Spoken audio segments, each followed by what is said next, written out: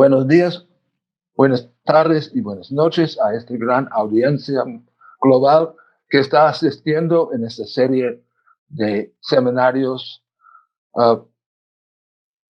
de PNUD. Y es un honor seguir a las dos presentaciones anteriores, lo del Dr. Luis Galicia y el Dr. Reinaldo Martínez. Hoy nos toca el tema que está en la pantalla de los micronutrientes emergentes en la región latinoamericana. Esta es mi declaración de conflictos de interés. Bueno, empezamos con el tema y el tema es América Latina. Ese mapa demuestra varias cosas que son sumamente importantes. Una de las cuales que es la mayoría de los países, los 46 países de que hablara el doctor Luis, tanto latinoamericanos como caribeños, están en el área tropical, entre las bandas del trópico de Capricornio y trópico de Cáncer.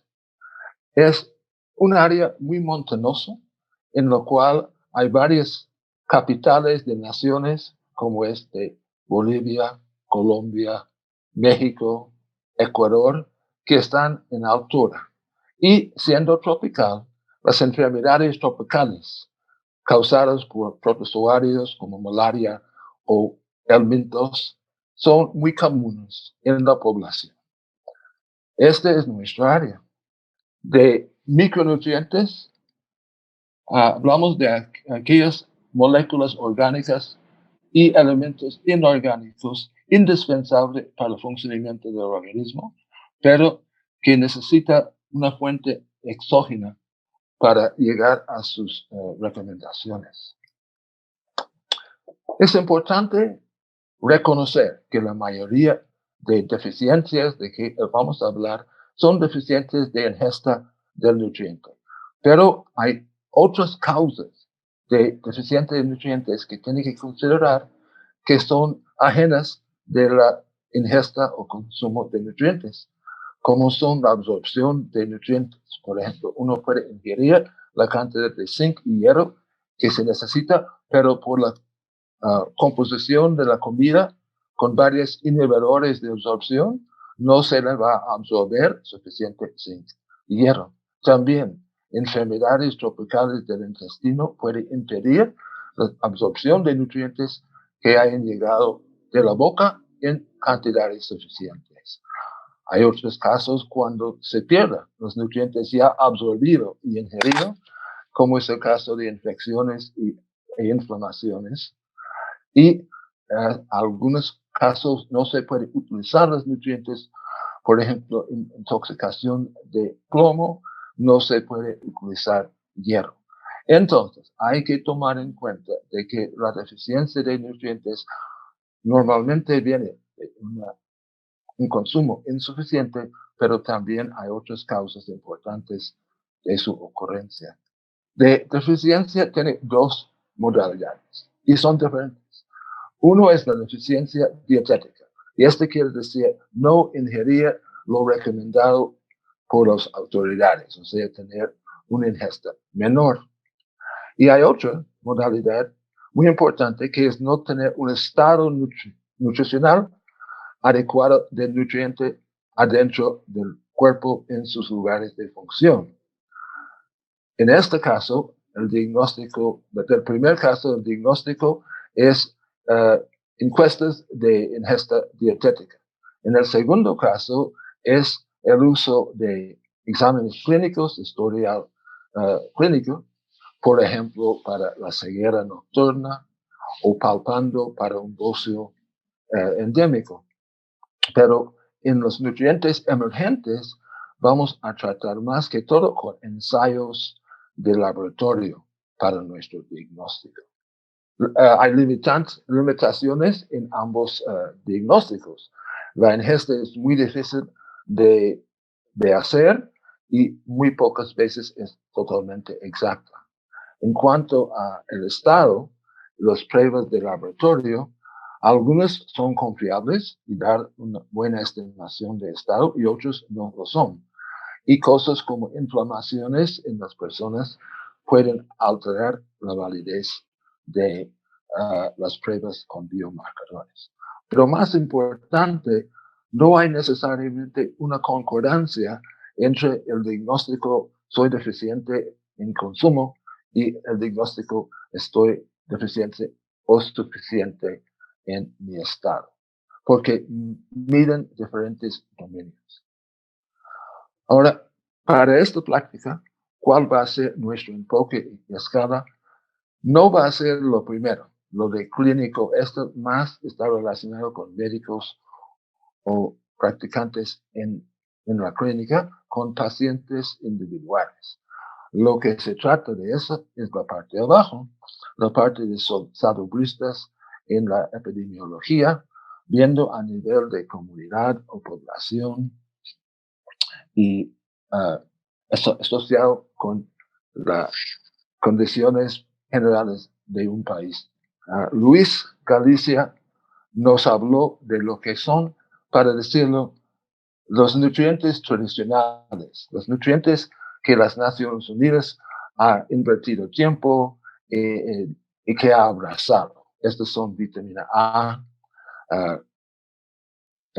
yodo, hierro,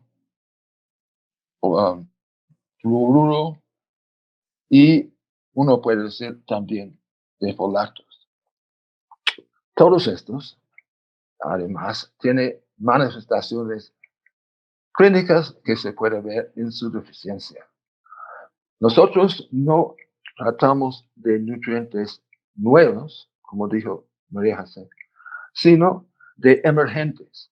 Son nutrientes que siempre han existido, pero no han tenido el interés de la población de científicos o salubristas en la región, pero pueden ser muy importantes en la salud óptima de la región de América Latina. Entonces, yo les voy a tratar 4 nutrientes, micronutrientes de este tipo, emergentes en el interés de la comunidad. Son la vitamina D, la vitamina E, DHA, es un omega, ácido graso omega 3, y finalmente colina.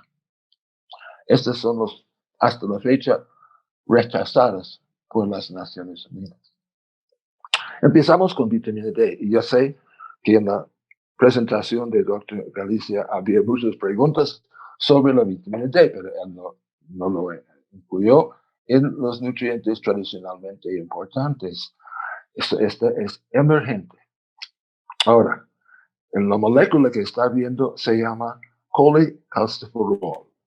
Calciferol al final porque es un alcohol. Tiene un grupo hidroxilo que ustedes pueden ver en el anillo inferior y esto lo hace un alcohol.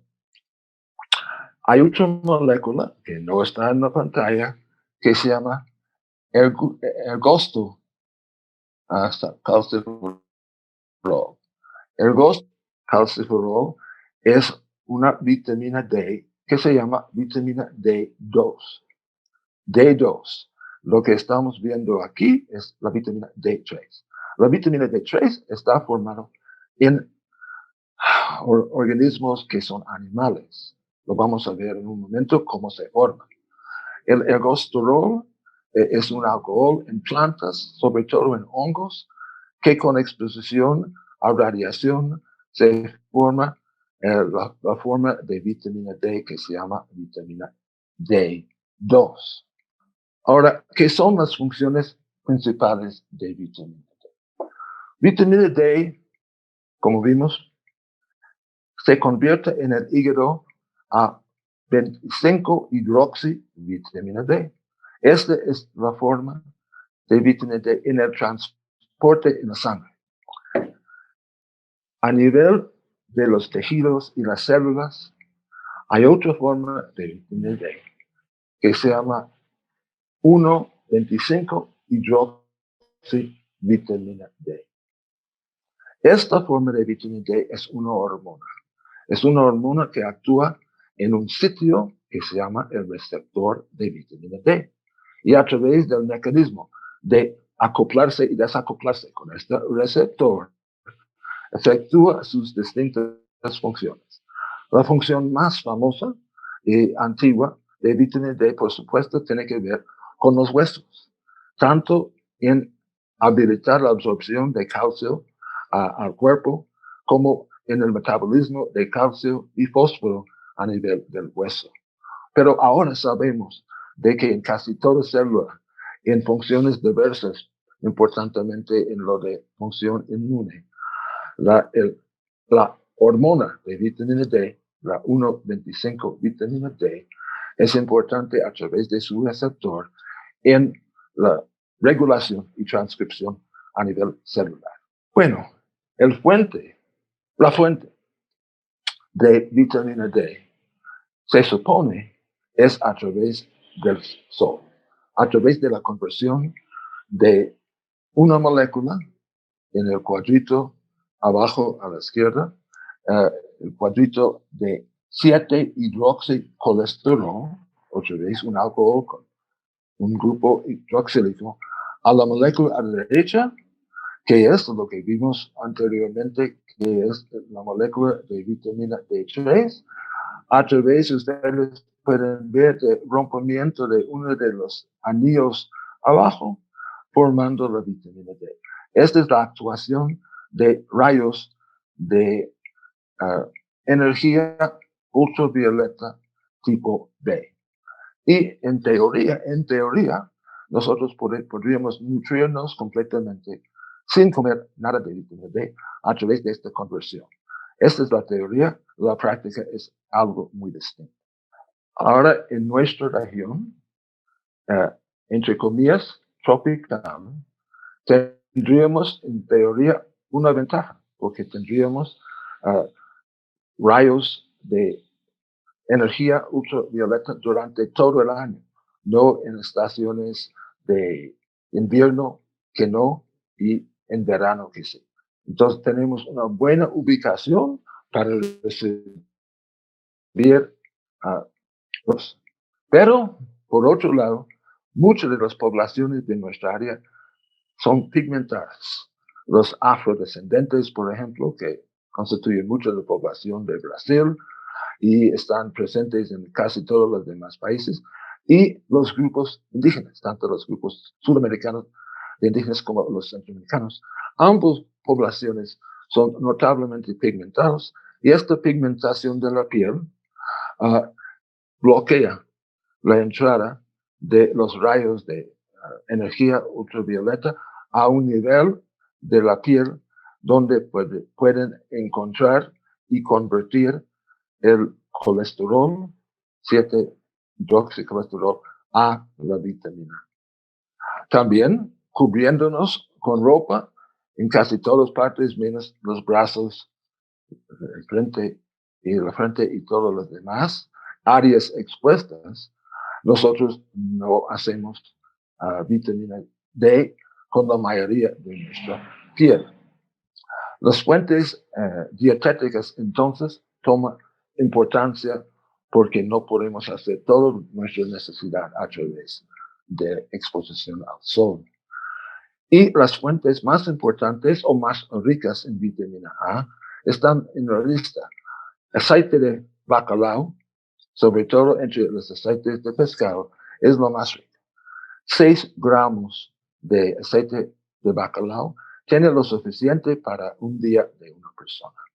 Otras fuentes incluyen pescado marino, así el pescado, fuentes lácteos fortificados con vitamina D, y en este caso la mayoría son fortificados con la vitamina D2, ergosterol, derivado del ergosterol, también yema de huevo, carne roja e hígado.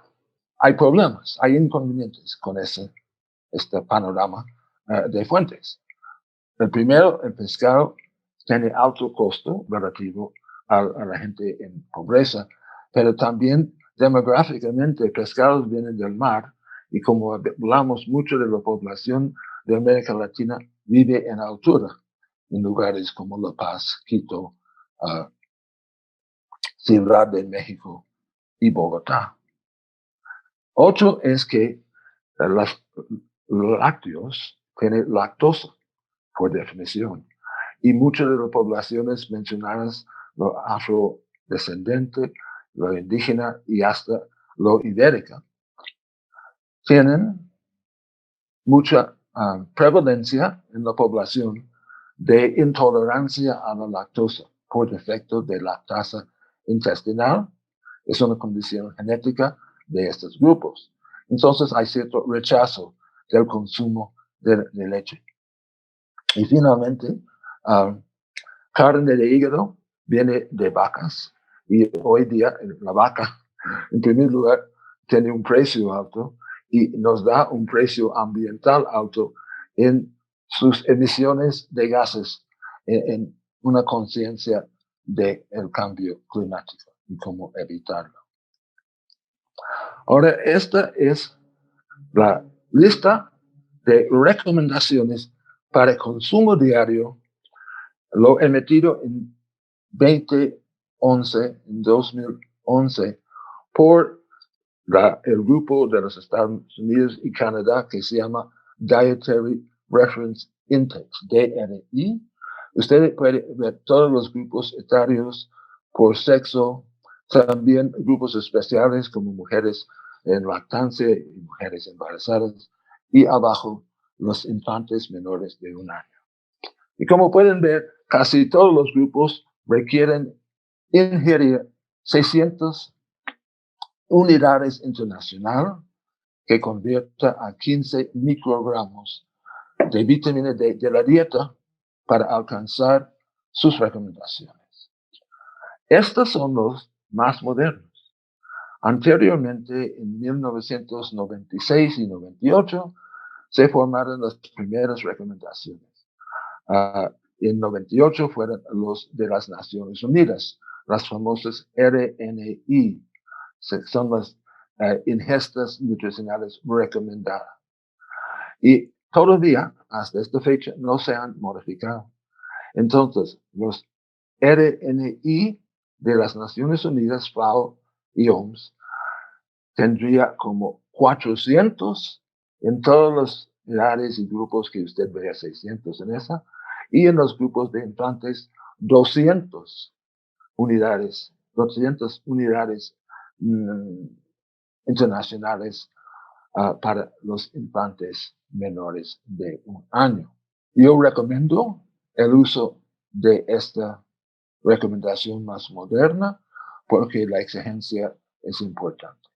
Ahora, es fácil dar unas conclusiones generales sobre el estado de la ingesta de vitamina D en la región. Y es decir, es pobre, es sumamente pobre. Y esto viene de un estudio, ya tiene 7 años, pero les cuento que no ha cambiado.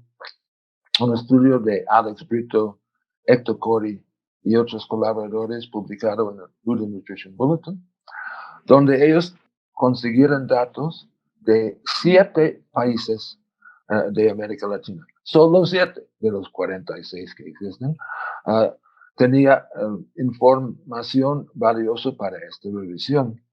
Y estos son los mismos sospechosos que vamos a ver a lo largo de esta presentación, porque este es donde el interés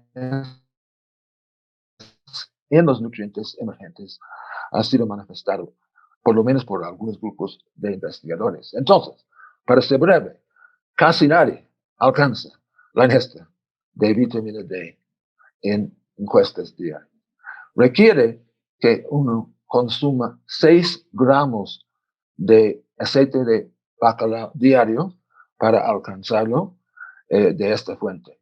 Si fuera la leche completa de vaca, necesitaría uno 6 litros de leche con un consumo de 3.600 kilocalorías para alcanzar su requerimiento de vitamina D en un día. Y esto obviamente es imposible. Entonces, casi nadie consuma la cantidad necesaria. Ahora, Estamos bendecidos en esta plática hablando de los nutrientes emergentes con la existencia de buenos biomarcadores de estado nutricional. Tal vez lo mejor de todos es el nivel circulante de el nivel de 25-hidroxicalciferol que se usa para graduar y establecer las categorías de suficiencia o deficiencia que tenga una persona en una encuesta o en la clínica. Y hay un acuerdo universal casi de estos puntos de corte que usted vea abajo. Están en dos idiomas, el idioma arriba de los bioquímicos y el idioma abajo de los clínicos, pero son intercambiables. Y todo el mundo dice que abajo de 50 micromoles o, nanomoles, o abajo de 20 nanogramos por decilitro, se encuentra un estado de deficiencia.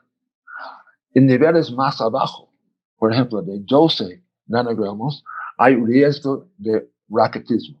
Pero en esta plática no se trata de la forma clínica de deficiencia de vitamina D, que es el raquitismo, sino los niveles establecidos por biomarcadores.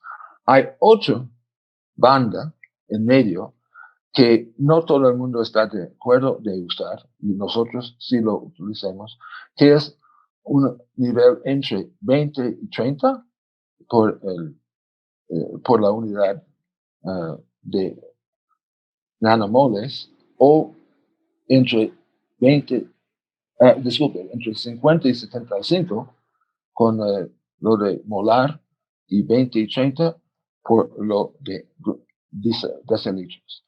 Y casi todo el mundo está también de acuerdo que si alcanza uno un nivel arriba de 75 o de 30 de la unidad específica, uno tiene suficiencia, tiene un estado suficiente de vitamina D. Entonces, hay una buena medida y hay un acuerdo en la población. Otra vez, ustedes vean que este artículo de Brito y colaboradores, usando datos de estos 7 países, no encontró perfección o suficiencia universal en los países que tenían información disponible, mucho menos. En algunos, los suficientes fueron 25 o 30% de la población, con los demás por debajo de nuestro punto de corte de 75 o 30, indicando insuficiencia por lo menos, además de grados de deficiencia. Tenemos 2 estudios hechos por el esfuerzo del doctor Mario Flores de México, originario de Guatemala, pero residente de México. Él lo hizo con 2 de las encuestas masivas que hacen los mexicanos en distintos periodos de tiempo. Se llama EnSalud, encuesta de salud y nutrición, y incluyen miles y miles de mexicanos de todas las edades. Entonces publicó sus primeros resultados en 2013, creo que fue de una encuesta que hicieron 2008 en México. Y usted ve la cantidad, en este caso estamos hablando de deficiencias, menos de punto de corte de 20 o de 50. Y entre los preescolares en la encuesta, un 24% tuvieron niveles deficientes de vitamina D en cuanto a 25-hidroxivitamina D. Y entre los escolares, la prevalencia fue de 10%. Ahora, estamos con los resultados del más reciente, no recuerdo los años, pero publicados en 2021, que creo que fueron 18 a 19 la encuesta en Salud de México. Y tenemos malas noticias realmente, porque hay un avance, un incremento en el número de deficiencias en los preescolares de México, que subió a 27%, y también en los escolares, que subió mucho, de 10% a 17%. Entonces, vamos en el camino equivocado en cuanto a estado de vitamina D en México. Yo no tengo la explicación.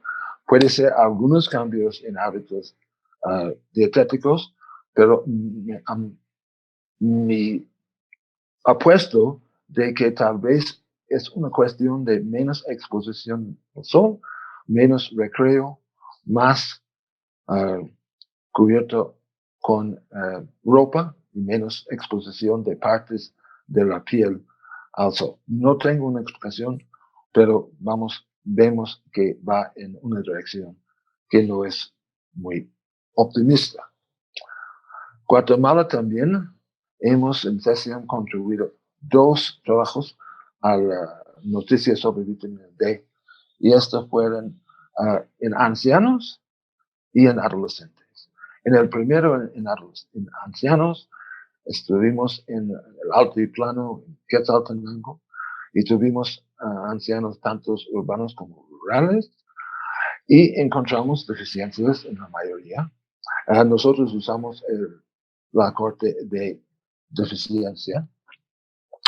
Interesante fue que los rurales fueron peores que los urbanos, a pesar de se supone que tienen más exposición al sol, y consistentemente mujeres tenían niveles del 25 hidroxi vitamina D más bajo que hombres. Luego fuimos a la costa atlántica de Guatemala, a una comunidad donde coexisten grupos de afrodescendentes que se llaman garífunos, que poblan, que contribuye a la población de la costa desde Belice hasta Nicaragua y Costa Rica, y grupos de indígenas guatemaltecos que fueron reasentados en esta región en los años 80. Ese se llama los quechí. Y esperamos, por color de piel, que los afrodescendentes hubieran tenido menos niveles de vitamina D en la circulación que los grupos indígenas, que tienen una piel con menos pigmentación. Pero no fue así. En total, menos de insuficiente más deficiente, 65% de la población cayeron en estos dos. Pues tuvimos ya 35% de estos adolescentes con niveles superiores a los cortes para suficiente.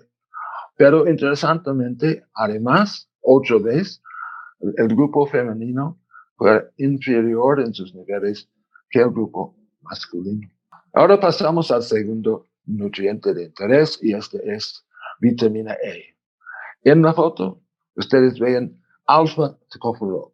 Realmente, vitamina E está compuesto de 8 diferentes compuestos, moléculas: alfa-tocopherol más beta, delta y gamma, y tocotrienoles, que tiene más grupos alcohólicos, más grupos hidroxilos, que realmente no tiene mucha actividad de vitamina E en la forma, aspecto de nutrición. Entonces, casi todo el mundo considera alfa-tocopherol como el modelo para la nutrición de vitamina E, y inclusive todos los demás están calificados en su efecto biológico por equivalencia a alfa-tocopherol. La función de alfa-tocopherol es proteger las membranas de células de destrucción por oxidación. O sea, interceptar las radicales libres que vienen o de la circulación afuera de la célula o del metabolismo de mitocondrias dentro de la célula que emiten radicales libres y están insertadas en las membranas lipídicas de las células para cachar y destruir los radicales libres. Y se regenera su grupo de captación de radicales libres a través de un mecanismo que involucra a vitamina C. Entonces son protectores antioxidantes en las membranas de las células. Estas son su función. Las fuentes dietéticas no son de animales, a distinción de otros nutrientes, sino plantas.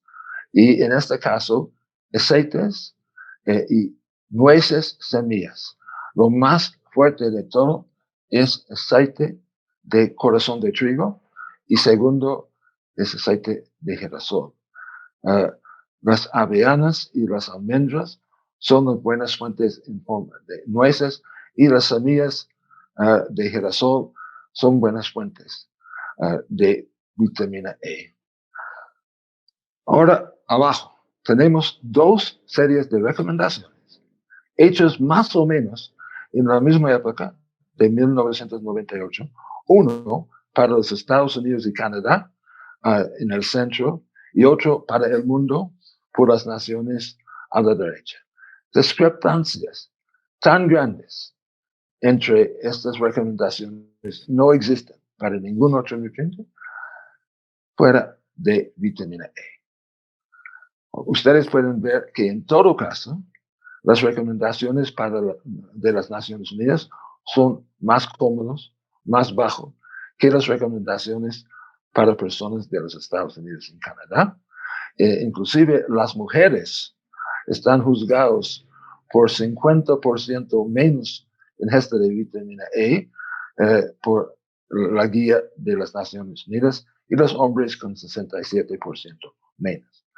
Pero uno puede escoger cuál de las dos exigencias o recomendaciones o guías quiere usar en sus encuestas de vitamina E. En la literatura que voy a citar en las siguientes diapositivas, más que todo se usa lo más común, lo de derecha, o sea, la internacional de las Naciones Unidas. Pero estas discrepancias son básicamente enormes en cuanto a un solo nutriente en diferentes recomendaciones. Ahora, mire los números de casos o de personas en esos estudios. Son muy bajos.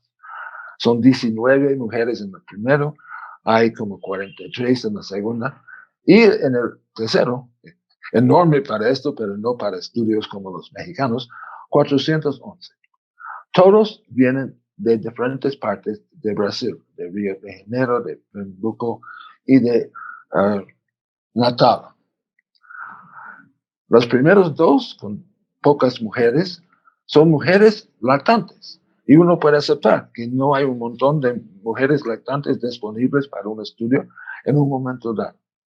Lo que encuestaron aquí fue ingesta de nutrientes, comparando vitamina E y su adecuación con lo de vitamina A y su adecuación.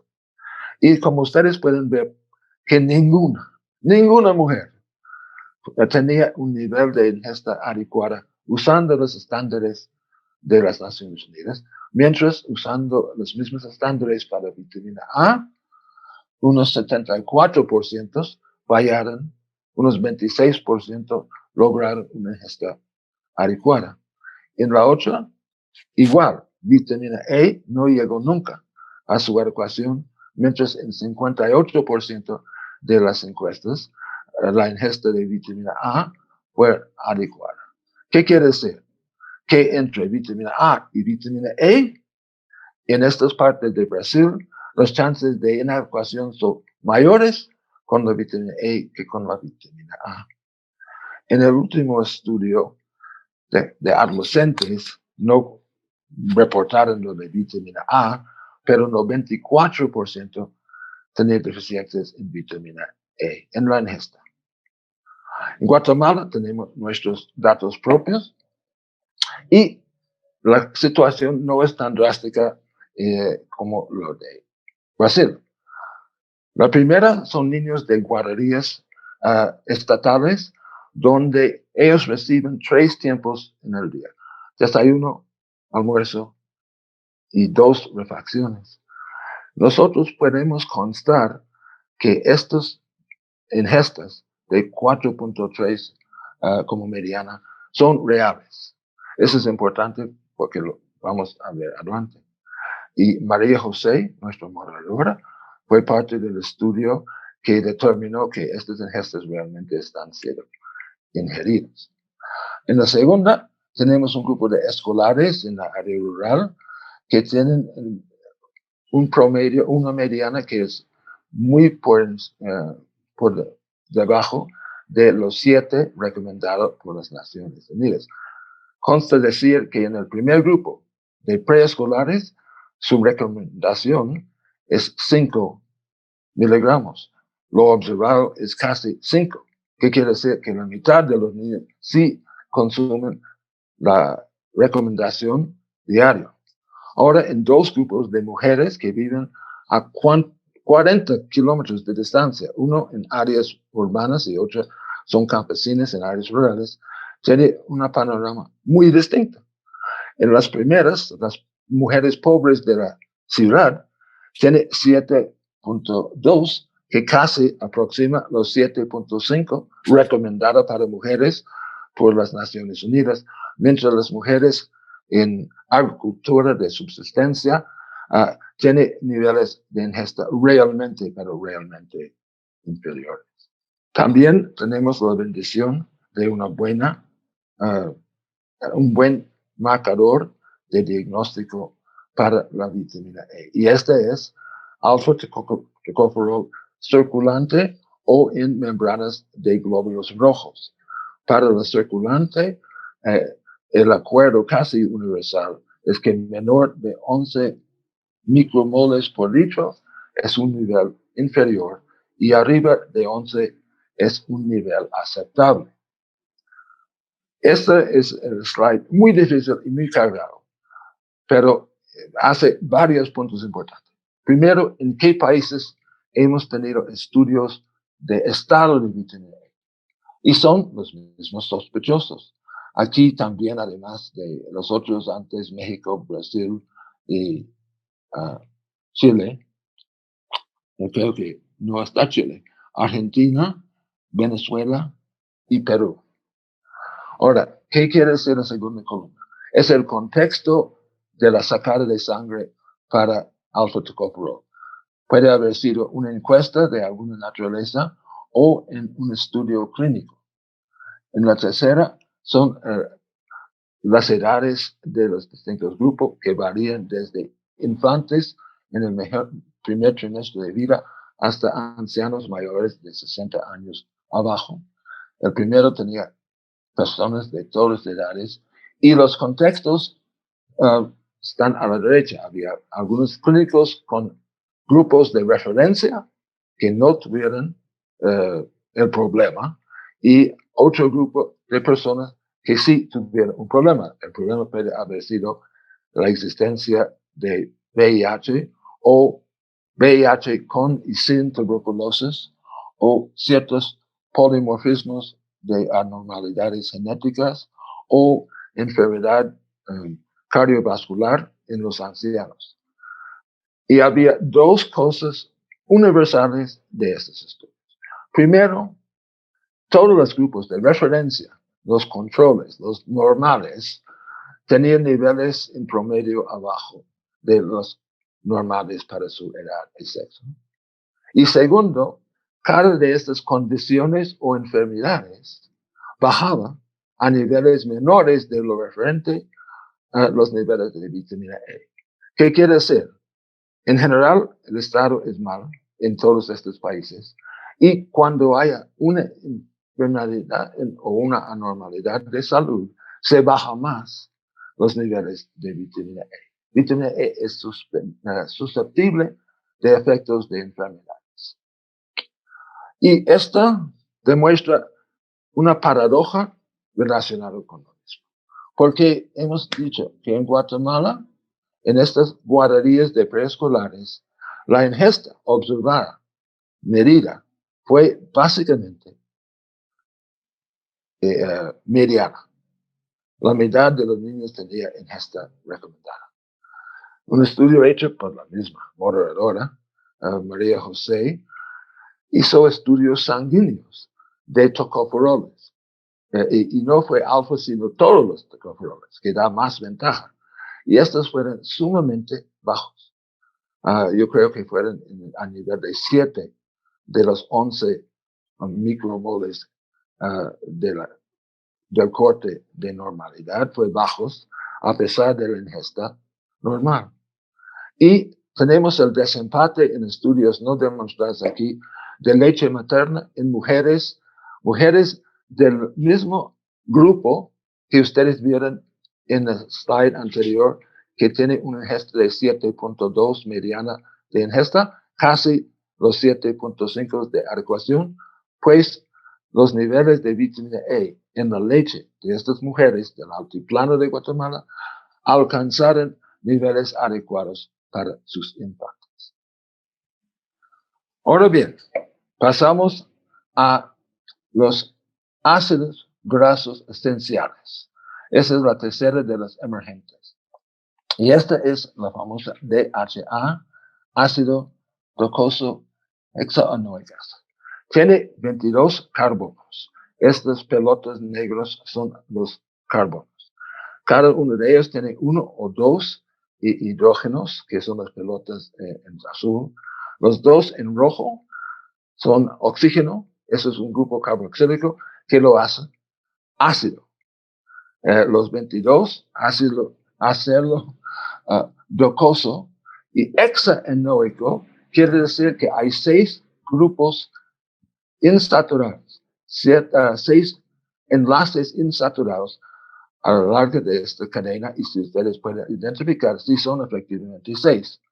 El primero viene después del tercer carbono, y esta enlace insaturado después del tercer carbono es lo que hace este grupo omega 3. Si este enlace entre el tercero y cuarto fuera normal y llegamos primero al primer grupo insaturado, después de carbono 6, tenemos el grupo de omega 6. Entonces, ya sabemos qué quiere decir un ácido omega 3, 3 carbonos y boom, el grupo insaturado, y omega 6, 6 carbonos y boom, insaturado. Ahora, esta puede originar directamente de fuentes o por un precursor, para decirlo, un ácido que se llama alfa-linoleico, que tiene solo 18 carbonos. Pero nosotros tenemos la forma de extender o elongar esta molécula hacia 20, que sea EPA, y coso pentaanoico, que tiene 20 carbonos y 5 enlaces insaturados. Y esta es la molécula precursor. Ahora hay otra molécula del mismo 18 que no es de omega 3, sino de omega 6, que se llama ácido linoleico. Y ellos tienen una interacción importante, porque los de omega 6 pueden bloquear el uso por este del omega 3 de las enzimas necesarias para llevar a cabo la extensión y la fabricación en el cuerpo del hombre a los EPA y DHA. La función importante de DHA son en el desarrollo cerebral del feto y desarrollo del infante, la visión a nivel de retina y la modulación del sistema inmune en cuanto a inflamación. También tiene beneficios en términos de protección contra enfermedad, sobre todo enfermedad cardiovascular. Ahora, ¿qué podemos decir de las fuentes de DHA? Los más importantes de DHA y EPA preformadas, o sea que ya en su forma de 22 o 20 carbonos, son pescados o aceites de pescados o otras fuentes animales. Estos son los pescados importantes en cuanto a DHA. Vienen de el mar frío, como salmón, arenque, etc. Los precursores, o sea, el alfa ácido alfa-linolénico, viene de linaza, de soya, de chía y de nueces, y también de los aceites de lo mismo. Y las recomendaciones no están establecidas por ningún grupo, pero hay varios grupos que han tenido sus opiniones, y las opiniones para la ingesta de adultos varían entre 250 y 500 miligramos diario de la combinación de DHA y EPA. 500 miligramos, recuerda, es medio gramo de ingesta. Ahora, había comentarios sobre lo bueno o lo malo de la ingesta en la región, uno de Chile y otro de nuestro grupo, después de ver experiencias, uno con mujeres lactantes y otro con niños, que son algo pesimistas. Pero en verdad, el panorama es mixta. Si usted vea estudios como estos, donde están meticulosamente graduados a nivel de miligramos, como en lo nuestro, en Guatemala, que tenemos EPA más DHA, uno puede más o menos confiar de que están estudiando los niveles reales. Igual es el estudio de PARA en México. Pero ahora, en otros estudios podemos tener nuestras dudas. No en la primera, que viene también de México, porque también había reporte a nivel de miligramos, 70 miligramos de DHA y 30 de EPA. Pero los otros estudios grandes, fueron de encuestas grandes de México y de Brasil, fueron estudios basados en grasas totales, cantidad de grasas saturadas, ácidos grasos no saturados, que reportaron todo en nivel de gramos y no de miligramos. Entonces, los datos que doy son derivados de 0.6 gramos o 0.3 gramos o 0.2 gramos. Yo no puedo confiar que realmente han excavado a nivel detallado de la ingesta real de EPA y DHA.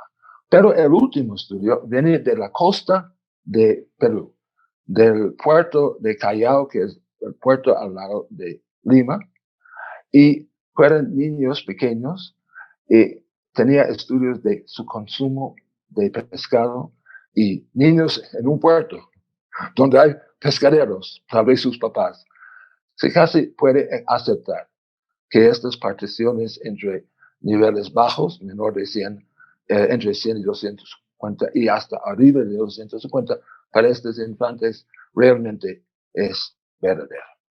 Entonces realmente no tenemos confianza en cómo es la situación general de ingesta en la región. Otra vez, bendecidas, porque tenemos buenos marcadores. Tenemos muchos marcadores, y estos son los niveles de DHA circulantes, digamos, en el plasma o en algunos compartimentos de grasa en el plasma, o los niveles en membranas de glóbulos rojos, o hasta en plaquetas. Pero la gente no estudia solamente DHA. En este campo siempre combinan DHA más EPA. Entonces, los datos que existen son de la combinación de los dos ácidos grasos omega 3 de larga cadena. Hay un indicador hecho realmente en lo clínico por Dr. William Harris, pero sirve ahora en fines epidemiológicos, que es el índice de omega 3. Combina DHA y EPA como porcentaje de todas las grasas encontradas en la membrana de glóbulos rojos. Si el porcentaje es arriba de 8, es una buenísima protección para hombres mayores de enfermedad cardiovascular, infección de miocardio. Y si son por debajo de 4, es un altísimo riesgo de sufrir algún tipo de incidencia de enfermedad cardiovascular. Entonces, 8 para arriba, excelente. 4 para abajo, terrible. En Guatemala, vaya. Puede ser esta la misma Soto Méndez MJ, que es María José. Bueno, en un estudio que nosotros, yo soy el primer autor y el último autor es el doctor Norman Salem. Nosotros describimos en mujeres que viven en la costa de Guatemala, pero no en la pura costa, no en la litoral del mar, sino en las áreas de cultivo de caña de azúcar, y en sus niños niveles de índices de omega. Recuerde que el mínimo es 4 y nosotros estábamos todos por debajo de 4 en promedio. Había algunos, como usted puede ver, los máximos fueron arriba de 4, pero en promedio fueron bajos. Pero más bajo en las famosas guarderías donde estudiamos dietas de vitamina E, etc. Vaya, la misma María José Soto Méndez aparentemente estudió los niveles de los ácidos grasos omega 3 de cadena larga en el laboratorio de Granada y vaya, estos son realmente bajos. Este es un índice promedio de 2.87. Yo creo que nunca se ha publicado algo tan bajo. De hecho, este no está publicado y yo siempre he dicho, tenemos que publicar esto, pero aquí los presento. Entonces, Guatemala tiene niveles récord debajo en este índice de omega 3. Ahora, el mismo Norman Salem organizó un grupo de revisar todos los datos de diagnóstico de estado nutricional en el mundo. Había 253 diferentes estudios, de los cuales 5, incluyendo lo nuestro, estaban de América Latina. 2 de Chile, 2 de Brasil y 1 de Guatemala. Ahora, los colores, lo de rojo intenso, son terribles, menores de 4, equivalencia. Los de verde son excelentes, arriba de 8. Amarillo es segundo de arriba y anaranjada segundo de abajo. Entonces, Chile es buena. Abajo de 8, pero de entre, para decirlo así, 6 y 8. Bueno, los chilenos. Los brasileños y nosotros los guatemaltecos son terribles, por abajo de 4. Finalmente, tenemos colina. Esa es una pequeña molécula. Rojo quiere decir, otra vez, oxígeno, azul, nitrógeno, gris es carbono y las pelotas blancas son hidrógenos. Esta es una molécula en la dieta. Estas, no voy a traducirlo, no voy a pronunciarlo en español, son 4 diferentes compuestos de colina que son distintos, diferentes en diferentes organismos, en diferentes órganos, y estas son las formas en la dieta. Además de un poquito de colina libre y acetilcolina, que es el neurotransmisor, que es muy lábil y no existe durante mucho tiempo. Entonces, es complejo químicamente las formas de colina. Y eso es importante. Bueno, las fuentes de colina son carne de res, carne de pollos, de aves, huevo y lácteos. Y las inconvenientes son las mismas.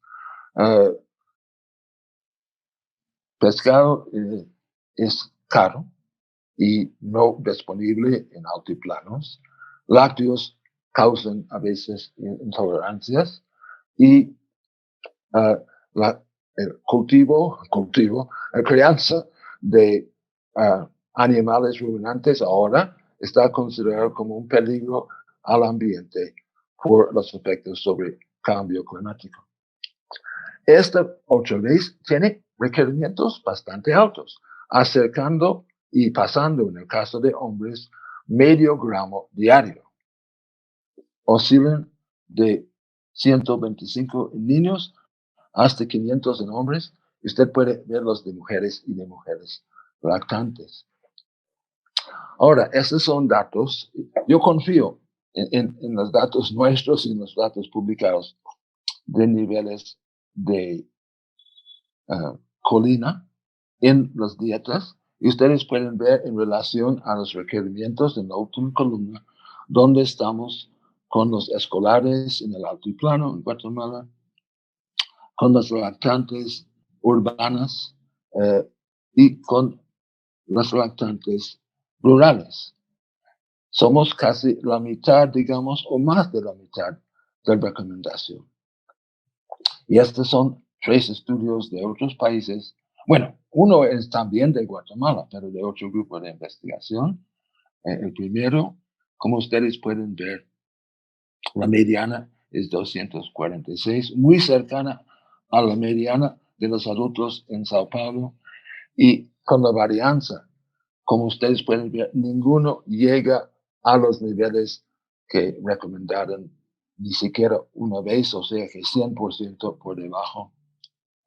Y también tenemos el estudio de Guatemala por el grupo de Colorado, de Nancy Krebs y Ana Garcés en Guatemala, que también tiene un nivel que corresponde a nuestros niveles, un poquito más bajo, pero no alcanzando las recomendaciones.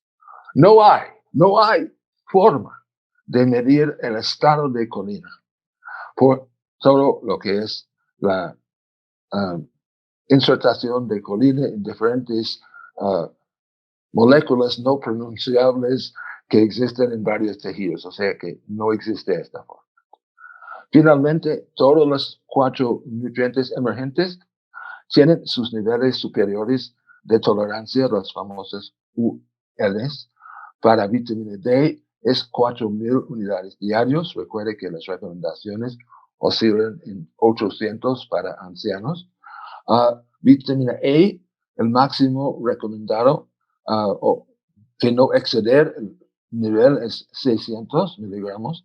Para la combinación de DHA y EPA son 5 gramos diarios cuando estamos hablando de recomendaciones de 400 miligramos y de colina no más de 3.5 gramos. Bueno, podemos terminar. La distribución de nutrientes tradicionales produce síntomas. O sea, tenemos síntomas de vitamina A, de yodo, de flúor y de hierro. Pero ninguno de estos nutrientes, salvo la vitamina D a nivel sumamente bajo de raquitismo, produce algún síntoma. Este quiere decir que realmente son, este es hambre oculta. Son silenciosos. Y eso es un problema. Nadie lo sospecha y aparentemente muy pocos tenemos interés en ver cómo estamos. Pero es posible y probable de que las deficiencias de ingesta que estamos documentando y las deficiencias en biomarcadores circulantes que estamos demostrando sí tienen un efecto importante en la salud de la región. Los hábitos, la disponibilidad, el costo, los efectos sobre el ambiente son importantes consideraciones y determinan las razones por lo cual las ingestas de estos nutrientes emergentes no son todavía adecuados y no van a ser adecuados si dependemos siempre en alimentos alcanzables en la mesa de los latinoamericanos. Yo creo que tenemos que pensar en medidas como la suplementación de algunos productos de amplio consumo entre la población para resolver problemas de los nutrientes emergentes. Media vez que acogen la atención importante y no son rechazados, pero sí abrazados por las autoridades de salud en las naciones y en el mundo. Y con eso le doy gracias otra vez por la oportunidad de haberles presentado este panorama de nuevas no como nutrientes con nuevas perspectivas en la región. Gracias.